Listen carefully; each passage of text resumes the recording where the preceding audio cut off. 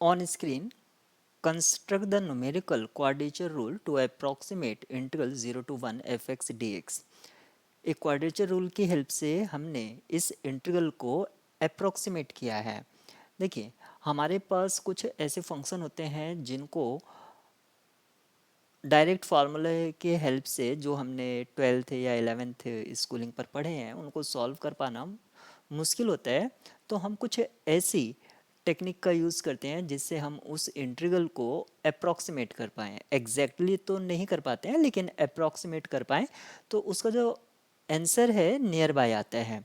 लेकिन जब ये अप्रॉक्सीमेशन जो हम टूल का यूज़ करके या टेक्निक का यूज़ करते हैं और वो बिल्कुल एग्जैक्ट वैल्यू देता है, तो हम उसको बोल देते हैं कि एग्जैक्ट ये दे रहा है।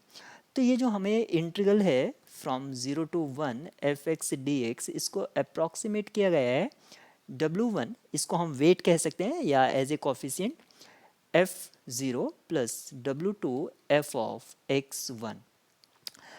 यहाँ पर आप देखिए, अगर यहाँ पर अननोन है, अगर यहाँ पर कोई भी फंक्शन है एफ एक्स जिसको हमें इंटीग्रेट करना है 0 टू 1, तो उसके लिए यहाँ पर W1 अननोन है, W2 अननोन है और X1 अननोन है। आपसे पूछा क्या गया है, find the maximum possible degree of precision. Maximum degree of precision क्या होता है, n की वो largest value for which x raise to the power n। यहाँ पर ये जो है, आपको इसका जो इंटीग्रल है अगर हम इसमें पुट करें तो एग्जैक्टली आना चाहिए। मीनिंग है, अगर मैं इसको 0 टू 1 और x raise to the power n, यहाँ पर हमें स्टैंडर्ड इसका फॉर्मूला पता है, हम इसको अप्लाई करें और ये जो क्वाड्रेचर फॉर्मूला है, अगर हम इसकी हेल्प से इसका इंटीग्रल फाइंड आउट करें तो दोनों इक्वल आएंगे। यानी कि n की वो लार्जेस्ट वैल्यू क्या होगी कि उससे कम या उसके बराबर, एट मोस्ट n तक वो वैल्यू एग्जैक्टली हम देख सकते हैं। लेकिन जैसे हम n से 1 स्टेप फर्दर जाते हैं तो वो जो अप्रॉक्सीमेशन है वो कुछ एरर देता है। इस चीज़ को समझते हैं कि क्या मैं कह रहा हूँ। यहाँ पर ये आपको प्रॉब्लम जो दे रखा था, आप यहाँ पर मैंने टिक किया है, to hold for polynomial 1x X square, यानी कि 1 को आप x की पावर 0 कंसिडर कर सकते हैं। मैंने आपको बताया था x raise to the power n देखना है, जहाँ पर n आपका एक पॉजिटिव या आपका एक नॉन नेगेटिव इंटीजर है। Plug in these into the formula, हम इस फार्मूले में 1 बाय 1 पुट करेंगे। जब आपने एफ एक्स को X raise to the power 0 consider किया तो आपको ये इक्वेशन मिली, फिर आपको सेकंड इक्वेशन और ये थर्ड इक्वेशन। मैं पहले ही बता चुका हूँ, यहाँ पर W1 W2 और X1 अननोन है और हमने एटलीस्ट हमें 3 इक्वेशन हमने बना लिए हैं।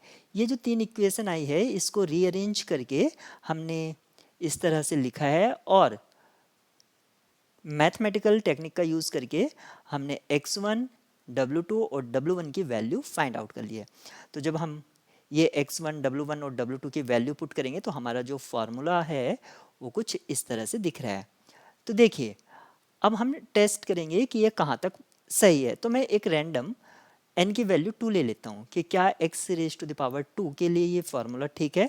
तो सबसे पहले 0 टू 1 अगर मैं इसका इंटीग्रल फाइंड आउट करता हूँ तो क्या होगा, x की पावर 3/3 और लिमिट्स हैं 0 टू 1, तो ये इंटीग्रल मुझे मिलेगा 1/3। 1/3 का जो वैल्यू होता है 0.333 समथिंग होता है।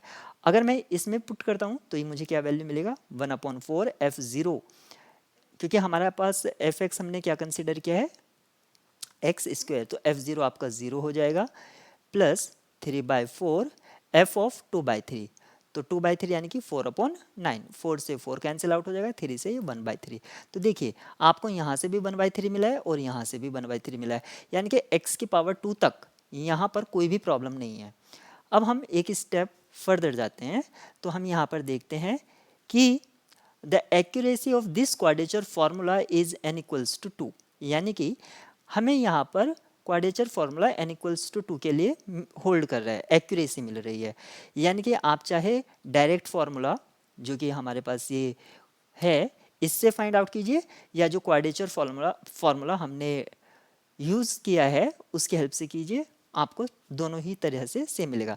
लेकिन अगर मैं x की पावर 3 एफ एक्स को कंसिडर करता हूँ, यानी कि n की वैल्यू 3 ले लेता हूँ, तब अगर मैं इसको बाय फार्मूले से निकालता हूँ x की पावर n से, तो हमें वैल्यू मिलता है 0.22 समथिंग। और अगर मैं क्वाड्रेचर फार्मूले की हेल्प से निकालता हूँ तो ये वैल्यू मुझे ये मिलता है। तो आप यहाँ पर देख सकते हैं दोनों ही वैल्यू डिफर कर रहे हैं, यानी कि n=3 के लिए ये जो क्वाड्रेचर फार्मूला है ये प्रिसाइज नहीं है या एग्जैक्ट नहीं है, ठीक है। यानी कि इस फार्मूले की डिग्री ऑफ प्रिसिजन कितनी है, 2 है, क्योंकि 3 पर तो होल्ड नहीं कर रही है। तो आपने यहाँ पर देखा है कि किस तरह से हम एक प्रॉब्लम के लिए degree of precision find out करते हैं। तो यहाँ पर जो पूछा गया था मैक्सिमम पॉसिबल डिग्री, देखिए मैक्सिमम पॉसिबल डिग्री तो आपकी डिग्री 0 भी हो सकती है, 1 भी हो सकती है, 2 भी हो सकती है, लेकिन 3 पर ये फार्मूला होल्ड नहीं करता है। तो जब भी आपसे मैक्सिमम डिग्री ऑफ प्रिसिजन पूछा जाता है तो आपके लिए एक n की वैल्यू फाइंड आउट करना होता है।